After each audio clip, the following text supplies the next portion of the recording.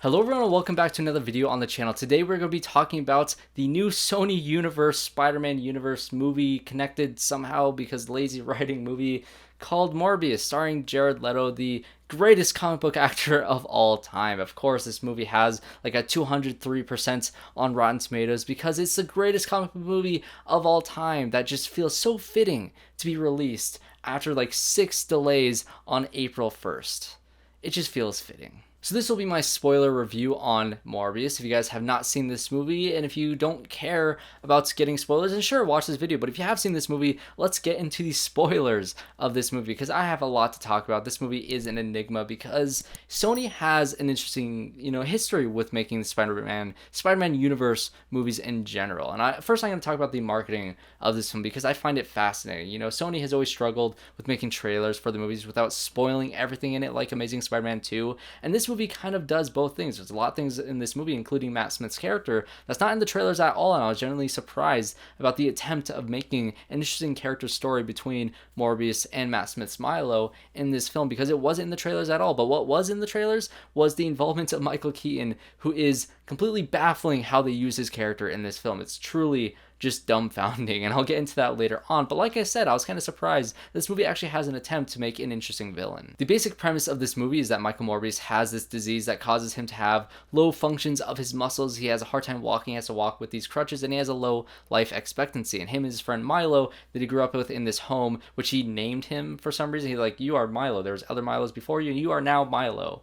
Like, what? And it flashes forward to them being adults. It's like, oh, my best friend MILO and I have been struggling with this for so long, and we're so excited to possibly find a cure. Just, there is a complete lack in trying to create a character development between this relationship of these two characters. Because by the end of the movie, I did not care about these two, but there is an attempt for it. And Matt Smith's character is so involved in this movie that I was kind of shocked, because the trailer, again, had nothing to do with Matt Smith's character. So he's a very integral character to this film, and he's a very, important aspect of being, the main villain of this film, and how closely tied he is to Jared Leto's character. And there was an attempt, I will say that there is an attempt to create a genuine friendship between these characters. There's one great scene where MILO comes to visit Morbius once he's put in jail after killing a few people. He kills a nurse at his own little hospital area place, his lab area. And so he's in jail. MILO comes to visit him. They have a conversation. That's the first attempt, or not the first, but it's the first successful attempt in terms of making these characters feel like old friends.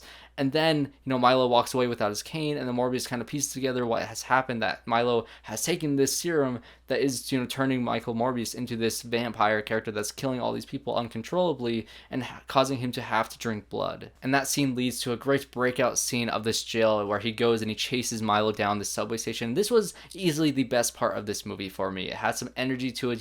Daniel Espinosa is the director of this movie, who did Life, who knows how to handle a big budget movie like this. And so in terms of the VFX, in terms of the action sequences, especially this one in particular, it really wasn't bad. It's extremely watchable, and it's kind of almost deceivingly watchable, because this movie has a complete disregard in terms of character, that it really does feel like just a Wikipedia page of plot points that it's kind of shuffling you through. And so the first act of this movie, I was like, this movie really isn't that bad. But then I started to realize that I just didn't care. And once I got to the end of the movie, like I said, this relationship that has kind of spiraled out of control between these two characters, and once they're fighting at the end of the movie, once MILO's character threatens to kill, the love interest of this movie with Martine, and he even does kill her, I just didn't care about that relationship at all. This romance that was building between Jared Leto and this Martine character, I just didn't care. And once we got into the final action sequence between these two characters, where it just became a mess of CGI, just stuff happening on the screen, you just don't care about these characters. There's no regard for this movie, for this from a script writing perspective, to make this an interesting relationship. And like I said, they tried. They have the bare bones skeleton of a movie in this thing. That's why I said it's deceivingly watchable. I can see somebody watching this movie and really walking out of being like, that really wasn't that bad. I kind of enjoyed that. But once you kind of take a step back and you think about the logic in this film, and you think about, did I really like any of the characters? Did I really care about any of the characters?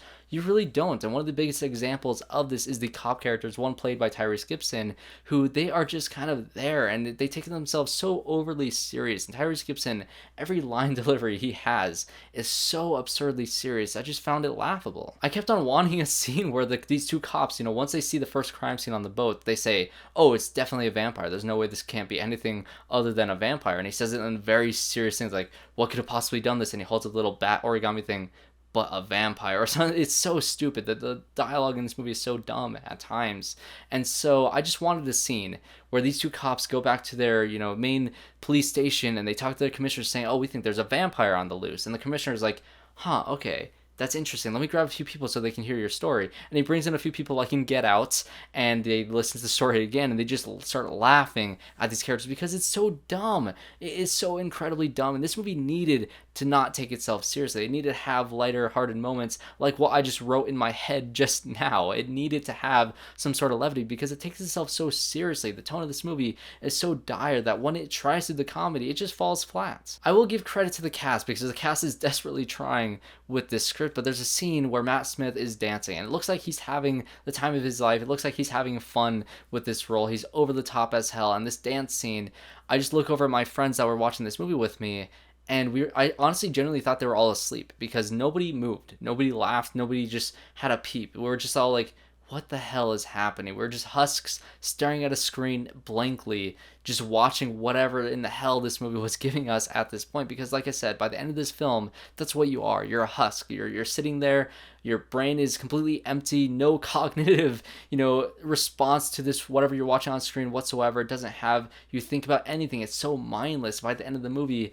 you just are you're just there. And then the most frustrating thing about this movie happens, and that is the post-credit scenes, where it really does feel like a slap in the face to all the fans of this franchise, and especially feels like Sony is trying to leech off the success of the MCU. It feels like they're, in the Lost City, all these leeches stuck to Channing Tatum's back. Channing Tatum being this super handsome dude, like very, they want to be him, and these little leeches are trying to suck all that talent out of them. And this movie just is not that, because the marketing, like I said, is so deceiving. You have Michael Keaton's character show up in the trailer all the time, and all of that stuff that's in the trailer is not in this movie at all. And it's not even in the post-credit scenes. They completely reshot all of that. And I'm not sure if it's because this movie was supposed to come out before Spider-Man No Way Home, or if, since the release date changed and all of that, maybe I know they did reshoots for these post-credit scenes, so it just feels very tacked on. It feels like it was written by a 6th grader. I'm sure you guys have at least heard of these post-credit scenes because the director leaked it 2 weeks ago. He was openly talking about it, but essentially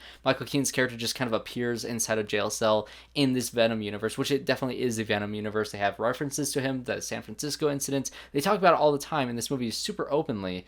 Or is it San Diego? It's either San Diego incident or San Francisco. Quite frankly, same thing. But they mentioned this is the Venom universe, and so he just kind of appears in there, which makes no logical sense to like the rules that were set in No Way Home. It just makes absolutely no sense. And so he just appears there, and immediately he's like, oh, I bet the food here is much better than that last place I was in. And it's like, what? He immediately knows that he's just in a different universe, like instantly like that. Even though in No Way Home, Doc Ock is like, where's my machine? Who are you? You're not Peter Parker. He's so confused at the situation. Everybody's so confused at the situation. And now Michael Keaton's just like, I know exactly what just happened. I just teleported to another universe. Now I'm here. And the most baffling thing about this first after credit scene is the cops just let him go. Like if like Jeffrey Dahmer all of a sudden appeared in a jail cell today, and we're just like, huh, that's kind of weird. He's in like jail attire. He's clearly been arrested. He's been incarcerated for some sort of crime, and he's really creepy. Let's just let him go. Let's just set him free because he's not from our universe. He didn't commit crimes in our universe. Let's just set him free because no consequences here, right? It makes no sense. And then the second post-credit scene, which you can watch on Twitter right now or on YouTube, wherever it is, because it leaked a few days ago, is Vulture flies in full costume to meet Morbius, who just drove to the middle of the desert, even though he can literally fly. He drove to the desert, and Vulture just flies in with his CGI looking suit, and he just says, let's start a team. We need to team up against the Spider-Man. And it feels like a 5-year-old wrote it. It is laughably bad, and it feels like a slap in the face to the fans because it makes no sense. It completely takes away from the character arc of this character. And maybe you can say, oh, because of the spell in No Way Home, all the characters who knew Peter Parker was Spider-Man have now forgot. So now Michael Keaton's character has forgot that Peter Parker is Spider-Man. Okay, that makes sense. That kind of sounds interesting. But in the context of this, it just feels so shoehorned in. It makes no sense. There's no development to any of this, and it just kind of throws away everything we loved about this character in the past. Just complete disregard to that. And it really does feel like Sony did this without the MCU's permission, because why would they need their permission? I just want to make it abundantly clear to people that this movie has no connection to the MCU whatsoever. This is a completely different creative team behind the scenes as the MCU, and it really does feel like I said, that they're leeching off the success of the MCU. It's just kind of disgraceful behavior, especially with the marketing of this movie being so incredibly misleading. And the movie itself, if they just marketed for this, I think people would not be as disappointed in this movie, because it really does set itself up as like a Spider-Man continuation in this, even though it's just a Morbius origin story that is just kind of half-baked and hollow. But even if it was just a half-baked hollow movie, at least we wouldn't be pissed off because of these post-credit scenes that make absolutely no sense. If anything, the post-credit scene should have just been, the Martine's character waking up with the new Morbius powers that she's going to have in the future in some sequel or whatever they're going to do with that, which I think I missed something because I didn't think that she would turn into a Morbius type character, but sure, she's a vampire now. And if I were to try to rationalize what the deleted scenes were supposed to be from the trailers, I think it's kind of baffling, the editing choices in this movie, because all throughout there's baffling editing choices. There's one scene that's completely ADR'd, which is laughable, but once Morbius gets captured by the cops, he just appears in jail and he's already in the interrogation scene. You never see him arrive at the prison, because that was a scene in the trailer where he met Michael Keaton's character for the first time, and that was completely cut out of this movie. And so why was that cut? If you're just trying to save the surprise for the post-credit scene, why? We could have gotten rid of that first post-credit scene, replaced that with the Martine thing, and just not had that at all, because we don't need to see him appear in his jail cell and talk about food for no stupid reason, just to let him set free. It makes no sense. So you just have Morbius, who maybe you see at the beginning of the movie on the TV, the news station saying oh, some guy mysteriously appeared in a prison cell, and we're just kind of our wheels are turning in our head, huh, maybe that's Michael Keaton's character. That could be interesting. And then once Morbius is captured, you see him being escorted into prison, and Michael Keaton's character is actively being let out of jail because they don't know what in the hell is happening. You don't have to have that bad dialogue of saying, oh, we're just going to set him free. No, you don't need any of that. You can just see him being escorted out of the prison, oh, and they have that first meeting, and it makes sense why Vulture's character would seek out Morbius in the after credit scene. It would just make more sense then. You could have kept that scene that you had in the trailer, and it wouldn't have changed anything in this movie, because it really does feel so disconnected and so inconsequential to this story. It's just these post-credit scenes are just completely useless. They're bad writing. They feel like a desperate attempt to create a new universe like the Dark Universe tried to do. At least this movie itself